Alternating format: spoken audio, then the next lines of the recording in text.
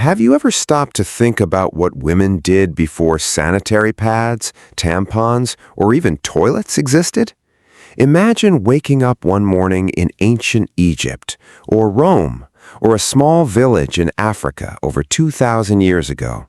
Your period has started. There are no pharmacies, no disposable pads, no running water. Yet somehow, millions of women still managed one of the most natural parts of life every month. But how? Did they simply stay home? Did they use leaves, animal skins, pieces of cloth?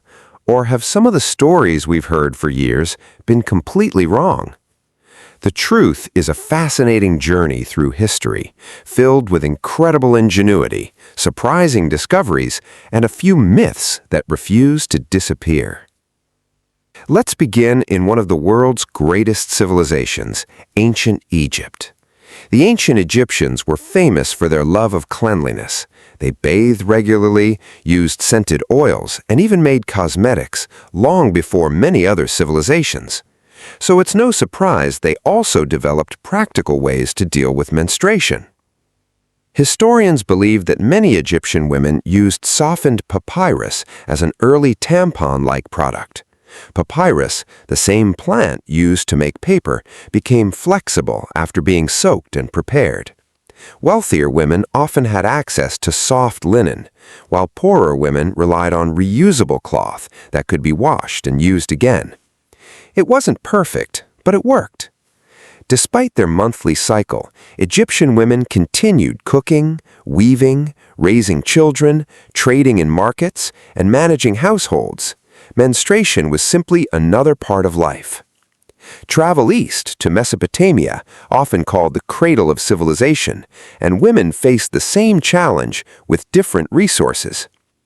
Here, woven cloth and sheep's wool were commonly available. Many historians believe these materials were folded into simple absorbent pads. Wool was surprisingly effective because it could absorb moisture and be reused after washing. But menstruation wasn't viewed only as a physical process. Some communities believed menstrual blood carried spiritual meaning. In certain religious ceremonies, menstruating women were asked to stay away until their cycle ended. These beliefs weren't always about shame. Sometimes they reflected ancient ideas about purity and religion that were common throughout the ancient world. Next came ancient Greece. Greek physicians tried to explain menstruation, but without modern science, many of their ideas were incorrect. They believed periods helped remove excess blood from the body. Even though that theory was wrong, it shaped medicine for hundreds of years. Greek women mostly relied on linen and soft cloth. Some historical records suggest wool was wrapped into small, absorbent rolls for internal use, although historians continue to debate exactly how common this practice was. Across the Mediterranean, Roman women adopted similar methods. The Romans built incredible cities, roads, and aqueducts, but menstrual hygiene still depended on simple materials like wool and linen. Families carefully washed reusable cloth because fabric was expensive and nothing went to waste. Contrary to popular belief, many Romans cared deeply about personal hygiene. Public baths were an important part of daily life, helping people stay much cleaner than we often imagine. As the Roman Empire expanded, women exchanged ideas, fabrics, and customs, meaning menstrual practices slowly evolved across different regions. Now here's where history becomes even more interesting. Many people believe Viking women stuffed moss into their clothing during their periods. Is it true? The answer is maybe. Moss is naturally absorbent and was widely used for treating wounds because it could soak up moisture.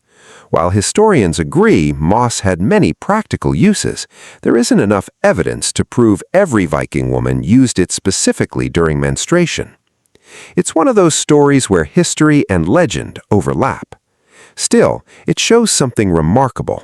Women constantly adapted to whatever nature provided. Whether it was papyrus, linen, wool, or moss, every civilization searched for solutions using the resources around them. Before we continue, here's a question for you. Which ancient method has surprised you most so far? Papyrus from Egypt, wool from Mesopotamia, or the possibility of moss in Viking communities? Let us know in the comments below. And if you're enjoying uncovering these forgotten stories from history, don't forget to like this video and subscribe. There are countless fascinating facts from the ancient world that rarely make it into school textbooks. Now, let's travel to Asia and Africa, where women developed some of the most practical and surprisingly sustainable of all. In ancient India, women had one major advantage: cotton.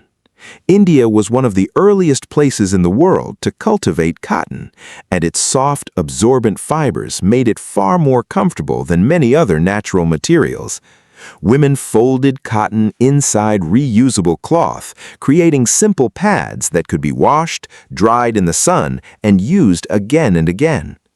In many ways, these reusable products weren't so different from the cloth pads that millions of women still use today. However, menstrual practices weren't the same everywhere. Some communities placed restrictions on menstruating women, asking them to avoid certain religious ceremonies or household activities until their period ended. These customs varied greatly across regions and changed over time, showing that there was never one single tradition followed by everyone. Further east, in ancient China, women also relied heavily on reusable cloth. Because fabric was valuable, nothing was thrown away unless it was completely worn out. Some women filled small fabric pouches with soft, natural fibers to increase absorbency, before washing and reusing them after each cycle. These methods required patience and planning. Every month, women had to clean, dry, and store their menstrual materials for the next cycle. It was a routine passed down from mothers to daughters for generations. Now let's journey to Africa. Africa is home to thousands of cultures, so there was never one universal method for managing menstruation. Instead, women adapted to the environment around them.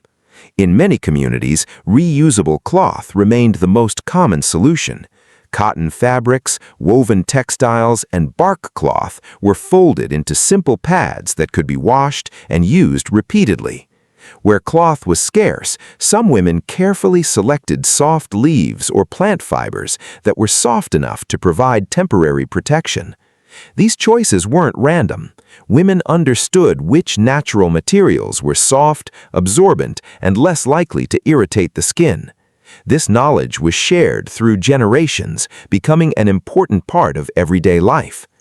Across the Atlantic, many indigenous peoples of North and South America developed their own practical solutions. Depending on where they lived, women used soft moss, shredded plant fibers, carefully prepared animal hides lined with absorbent materials, or woven cloth. Every community worked with the resources available in its own environment. Although the materials differed, one thing remained the same across every civilization we've explored. Women adapted. No matter where they lived, they found creative ways to continue their daily lives. And that's perhaps the biggest surprise of all. Many people imagine that women in ancient times simply stayed home whenever they had their period, but history tells a different story.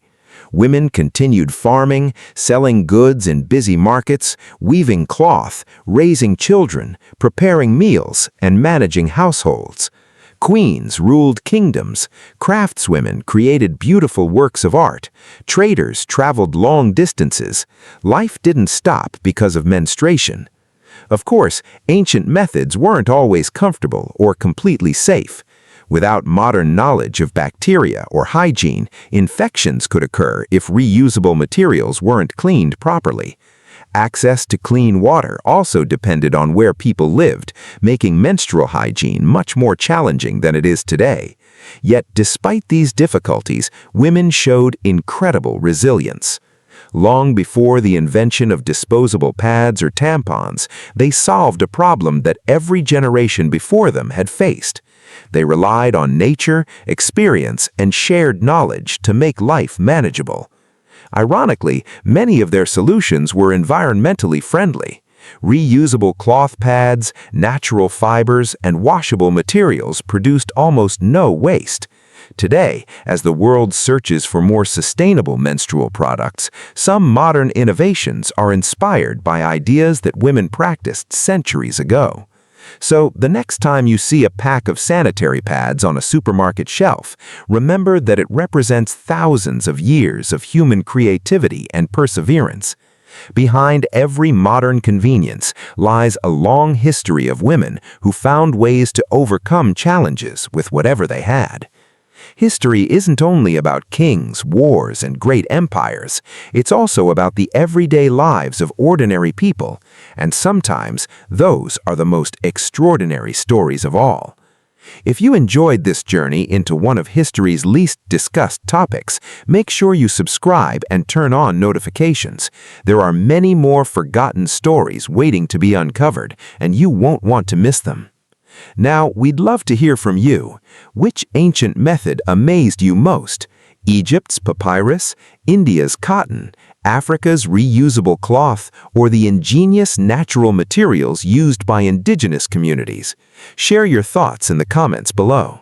Until next time, stay curious, keep asking questions, and remember, history is full of incredible secrets hiding in plain sight.